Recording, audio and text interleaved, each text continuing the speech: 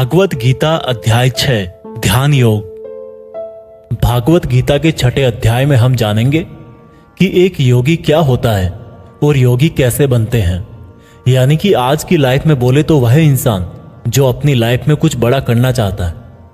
इसके साथ साथ हम यह भी जानेंगे कि क्या होगा अगर आपने इस जीवन में बहुत मेहनत करी लेकिन फिर भी आपकी डेथ होने से पहले आपका सपना पूरा नहीं हुआ।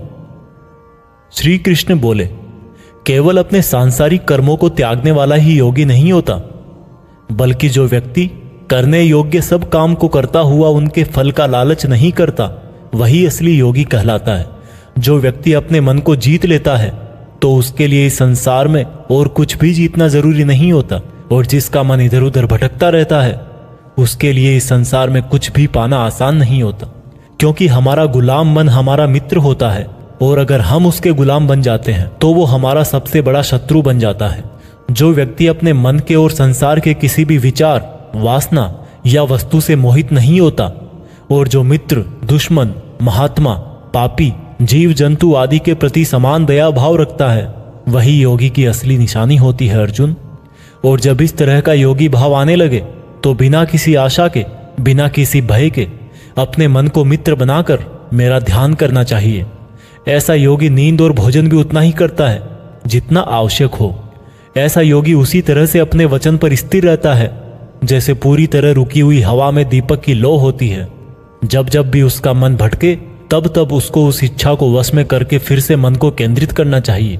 और जब योगी इस संपूर्ण ध्यान की अवस्था में आ जाता है तो बड़े से बड़ा दुख भी उसको उसके स्थान से नीचे नहीं गिरा सकता। अर्जुन ने कहा, मगर हे कृष्ण, यह मन बहुत ही चंचल और हठीला है। इसको एक जगह पर रोकना हवा को एक जगह पर रोकने की तरह बहुत मुश्किल है।